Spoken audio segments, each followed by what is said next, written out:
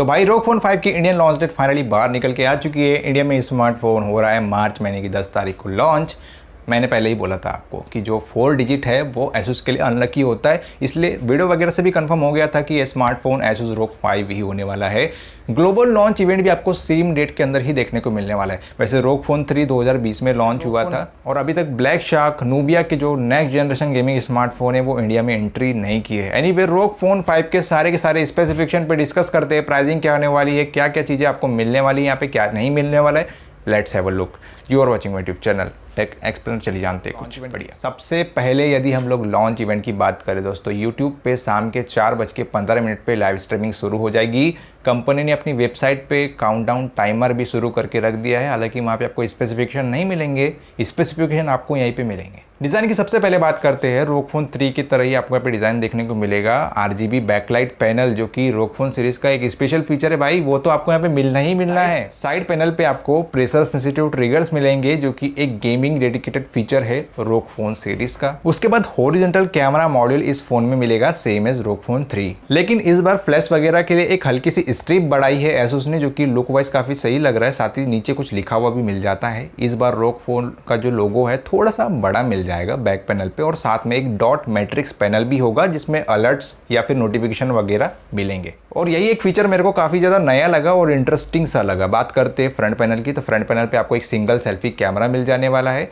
Special feature की बात करूं मैं इस स्मार्टफोन की दोस्तों, जो कि आप लोग इंतजार करते हो कोई भी स्मार्टफोन में होना चाहिए, 3.5mm का ऑडियो जैक आपको यहाँ पे 100% मिलेगा। बाकी यदि हम लोग ओवरऑल डिजाइन को बात करते हैं तो देखो डिजाइन में कुछ बड़ा फर्क तो देखने को नहीं मिलेगा, लेकिन यहाँ पे आप डिसअपॉइंट भी नहीं होगे डिजाइन को लेकर के, ये काफी अच्छी बात है। ग्लास बॉडी मिलेगी ऑब्वियसली, जहाँ पे आपको कॉर्निंग गोल्ड ग्लास 5 या फिर कॉर्निंग गोल्ड ग्लास 6 का प्रोटेक्शन देखने को मिलेगा। डिस्प्ले की बात करते दोस्तों, ROG Phone 5 में आपको 6.78 इंचेस वाली फुल HD+ AMOLED डिस्प्ले का सपोर्ट मिलेगा, जो कि 144 हर्ट्ज रिफ्रेश रेट को सपोर्ट करेगी। और इस चीज को लेकर के कभी भी दो राय नहीं है दोस्तों। यहाँ पे आपको HDR10+ का सपोर्ट मिलेगा, जो कि एक गेमिंग फोन में होना काफी ज्यादा जरूरी है।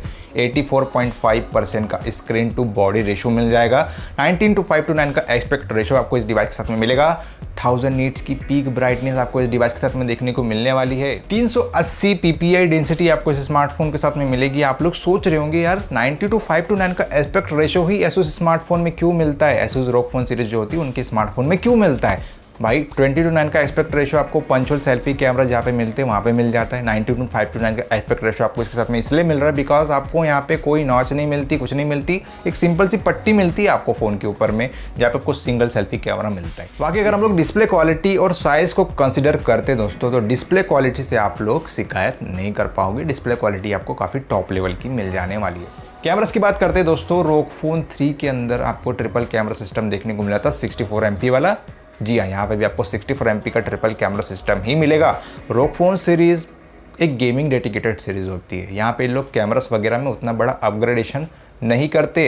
तो यहाँ पे आपको 64 MP का मेन कैमरा सेंसर मिलेगा, जो कि सोनी का मिलेगा। 13 MP का अल्ट्रा वाइड एंगल लेंस होगा और 5 MP का माइक्रो सेंसर होगा। हालांकि सेल्फी कैमरास को लेकर के थोड़ा सा कंफ्यूजन है। 32 MP का सेल्फी कैमरा आपको यहाँ पे ऑब्वियसली दिया जाना चाहिए, थोड़ा सा अपग्रेड करना चाहिए कैमरास को, लेकिन जो इसके वीडियो रिकॉर्डिंग सपोर्ट है उसके हिसाब से मेरे को ऐसा लगता है कि वही 24 MP का कैमरा आपको यहाँ पे मिलेगा सेल्फीज़ के लिए। लेकिन आप ओवरऑल कैमरा से कोई भी शिकायत नहीं कर पाओगे। ऑब्वियसली अगर आप कोई गेमिंग स्मार्टफोन परचेस कर रहे हैं तो वहाँ पे आप अच्छे कैमरास एक्सपेक्ट तो बिल्कुल भी नहीं करोगे, ये सिंपल सी बात है। वीडियो रिकॉर्डिंग सपोर्ट की बात करते दोस्तों, आप रियर कैमरा से 8K वीडियो रिकॉर्डिंग तक कर पाओगे और फ्रंट कैमरा से फुल HD+ वीडियो रिकॉर्डिंग कर पाओगे। हार्डवेयर में भाई कोई भी हाथ नहीं उठाएगा बिकॉज यहाँ पे आपको टॉप लेवल परफॉर्मेंस वाला चिपसेट देखने को मिलता है, जो कि ROG Phone 5 को पावर दे रहा है, विच इज स्नैपड्रैगन 888 क्वालकॉम की तरफ से लेटेस्ट फैब्रिकेशन प्रोसेस पे बना हुआ चिपसेट है। 2.84 GHz की मैक्सिमम CPU फ्रिक्वेंसी प्रोवाइड करता है। इसके अलावा आपको Cortex X1 वाला सुपर कोर मिल जाता है, जो कि हाई परफॉर्मेंस कोर के लिए यूज़ किया गया है। गेमिंग ग्राफिक्स वगैरह के लिए दोस्तों यहाँ पे आपको Adreno 660 प्रोवाइड किया गया है। मतलब गेमिंग ग्राफिक्स वगैरह के लिए भी आपको कोई भी कंप्लेंट नहीं करनी पड़ेगी इस सीरीज के साथ में।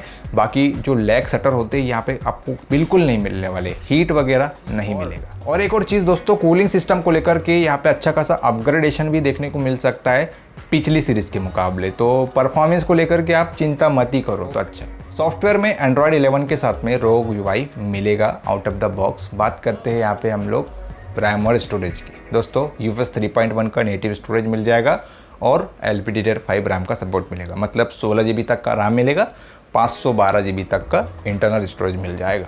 एक बड़ी सी हाई रिफ्रेश रेट वाली एमोलेड डिस्प्ले को और गेमिंग हार्डवेयर को हैंडल करने के लिए एक अच्छी खासी बैटरी कैपेसिटी की ज़रूरत पड़ती है। हालांकि यहाँ पे आपको ROG Phone 3 के कंपेयर में कुछ बड़ा चेंजेस देखने को नहीं मिलेगा, 6000 mAh वाली बैटरी ही मिलने वाली है यहाँ पे, लेकिन 65 वाट की फास्ट चार्जिंग की टेक्नोलॉजी आपको यहाँ पे मिलेगी, 10 वाट की रिवर्स चार्जिंग का सपोर्ट मिलेगा।